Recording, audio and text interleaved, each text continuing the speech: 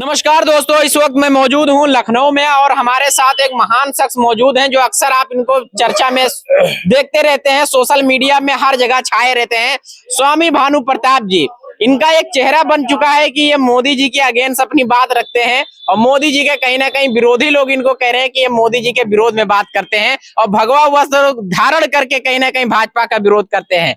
महाराज जी, क्या कहना चाहेंगे? सबसे पहले तो ये बताइए कि आप भगवा वस्त्र धारण करके आप मोदी जी का विरोध कर रहे हैं, जहां पूरी दुनिया राम राज्य, पूरा भारत राममय हो गया है, आप मोदी जी का विरोध कर रहे हैं इस वेशभूषा में, क्या कहना चाहेंगे? नहीं, ये आप गलत कह रहे हैं। अगर कोई मैं गलत नहीं, लोग कमेंट में आपके पोस्ट की देख रहा हूं। लोग कहते हो हम मोदी जी का हाँ, मोदी जी के विरोधी नहीं है, न भाजपा के विरोधी हैं हाँ, और न किसी व्यक्ति के विरोधी हैं। हाँ, हम विचारों की बात और विचारों का जो पाखंड है, जुमला है, झूठ है, उसका विरोध करते हैं। आज देश में भारतीय जनता पार्टी के सरकार में नारा दिया गया था कि इसी कांग्रेस को किन्होंने देश को लूट लिया, महंगाई लाया, तमाम मुद्दों से कांग्रेस को बदनाम करके बड़े बड़े वादाओं करके आज भारतीय जनता पार्टी सत्ता में आती है।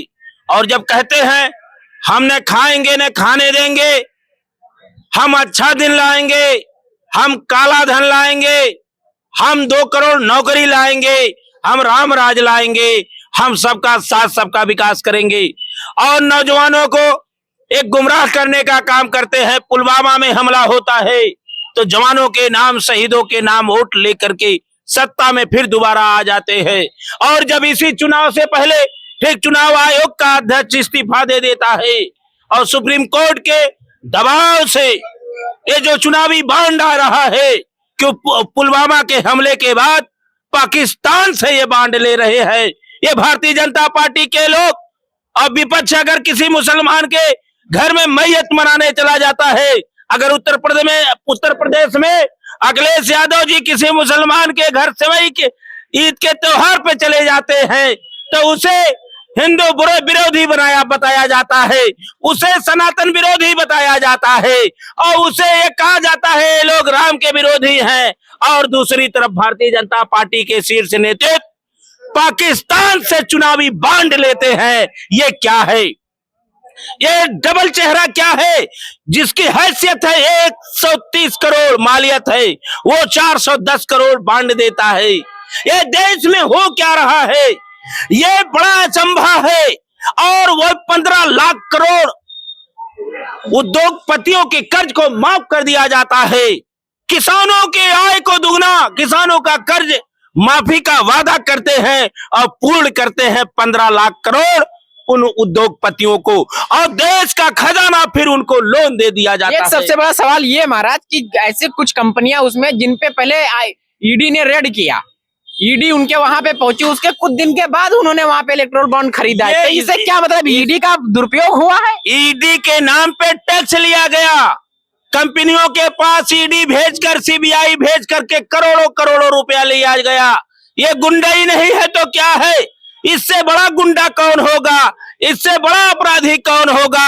आप कंपनियों से गुंडाई के बदौलत आप रुपया धन ले रहे हैं और उस काले धन से जो काला धन लाने की बात कर रहे हैं और उस काले धन को सफेद बना करके आप कहीं महाराष्ट्र में तोड़ के सरकार बनाने का काम करते हो, कहीं बिहार में तोड़ने का काम करते हो। और ये तो हद ये हो चुकी, जो वैक्सीन बनी कोरोना महामारी में, उस समय ये आलम था, जनमानस तड़प तड़प के मरा, कोहराम मच गया, कितने लोग घर में बैठे रहे, लॉकडाउन की ऐसी स्थिति हो गई, तड़प तड़प के मर गए। और वैक्सीन बनती है, आप जबरदस्ती उस पर वैक्सीन लगवाने का काम करते हैं और जो कंपनी वैक्सीन बनाती है उससे 510 करोड़ रुपया आप लेने का काम करते हो। ये कौन सा रामराज है? आप मरने वालों के ऊपर, वैक्सीन के ऊपर पैसा बांट लेने का काम करते हो। कौन सा राम का विचार है? आपने कहा था राम, कौन सा राममय की बात करते हो? ये सीधी तरह से सत्ता के लोग हैं, ये पूंजीपतियों के साथ रहने वाले लोग हैं, ये रंग बिरंगी कपड़ा पहनने वाले लोग हैं, ये हवाई जहाज में सफर करने वाले लोग हैं। इन्हें गरीबों से कुछ लेना देना नहीं है। आप उत्तर प्रदेश में खड़े हो, नौजवान यहाँ का लाचार हो गया है, एक परीक्षा ये नहीं करवा पाए, नौकरी देना तो बड़ी दूर है। इसलिए सबसे बड़ा अगर घोटाला, सबसे बड़ा विश्व का सबसे बड़ा भ्रष्टाचार अगर कहा जाएगा तो वो भारतीय जनता पार्टी का नोटबंदी और ये चुनावी बांड कहा जाएगा।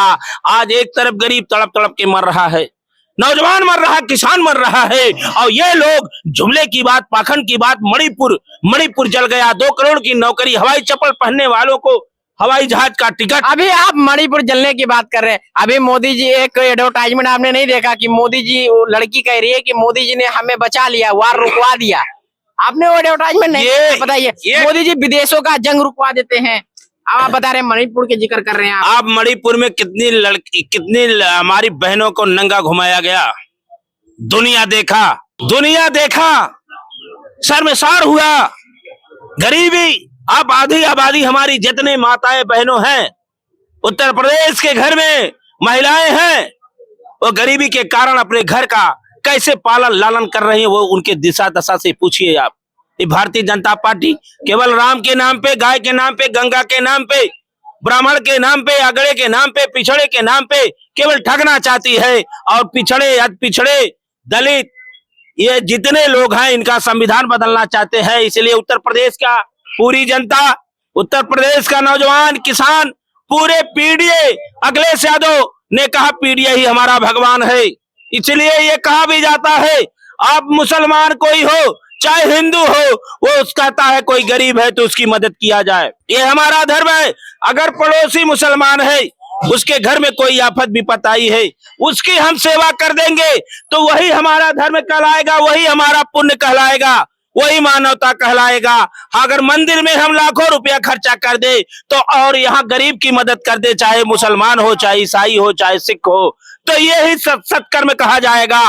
तो यही बात अखिलेश यादव कहे, यही रविदास जी कहे थे, यही कबीर कहे थे कि ये अगर पाथर पूजे हर मिले मैं पूजू पहाड़, इससे भली है चाकिया की पीस खाए संसार। अखिलेश यादव के नेतृत्व में आज यहाँ के किसानों को, गरीबों को, नौजवानों को, महिलाओं को, छात्रों को, वकीलों को, अधिकारियों को अगर उम्मीद बना है उत्तर प्रदेश में किसी का, तो निगाह विश्वास के साथ वो निगाह अगर देख करके ये इंतजार में बैठा है तो अखिलेश यादव को देख रहा है और कहता है अखिलेश यादव आओ निकलो, आप निकल जाओ, पीडीए आपके साथ है, नौजवान आपके साथ है, क्योंकि यह 24 का चुनाव संविधान बचाने का चुनाव, मानवता चुनाव बचाने का चुनाव है। भारतीय जनता पार्टी पूरे रूप से जुमला, पाखंड और जो चुनावी बांड आया है, आज इनके सरकार में दुखी देशों में 12वें स्थान पे भारत आ गया। विकासशील देशों से के सूची से भारत निकल गया। आज पाकिस्तान और बांग्लादेश के लेवल पे भारतीय जनता पार्टी की नीयत के कारण ये आकर के खड़े हो गए। सालों से मौत हो रही है, नौजवान आत्महत्या कर रहा है, बलात्कार, छिनैती, डकैती चारों तरफ से हो रही है। ये ध्यान भटकाने के लिए कभी सीए लाते हैं, कभी पाकिस्तान की बात करते हैं, कभी गारंटी की बात करते हैं। ये गारंटी तय है कि अगर संविधान ये सरकार आती है तो संविधान, लोकतंत्र भारतीय जनता पार्टी खत्म कर देगी। इसलिए नौजवान जागेगा, संविधान बचाएगा और पीडीए की सरकार बनाएगा। महाराज एक लास्ट अंतिम सवाल है, यूपी में आजमगढ़ लोकसभा सीट से बीजेपी के सांसद दिनेश लाल यादव लगातार चर्चा में बने हुए और वो अखिलेश यादव जी को चैलेंज कर रहे हैं, इसके ऊपर आपको क्या कहना है? चर्चा में निरहुआ की बात नहीं, अखिलेश जी से घबरा गए हैं आदरणीय प्रधानमंत्री जी। प्रधानमंत्री घबराए, पूरे भाजपा आरएसएस घबराई है। जयंत को देखो तोड़ने का काम, सीबीआई का संबंध देने के बाद, ये निरहुआ क्या है? निरहुआ क्या है क्या? ये क्या है? सांसद है, सांसद है ना, और बोले चैलेंज कर रहे हैं अखिलेश जी को। ये क्या चैलेंज करे? अगर उसका कानात कह दो आहिर रेजिमेंट पे केवल मोदी जी से बात कर ले, उनको समय नहीं मिलेगा, उनको समय नहीं मिलेगा कि मोदी आदरणीय प्रधानमंत्री जी से बात कर लें, किसी बैकवर्ड से बात कर लें।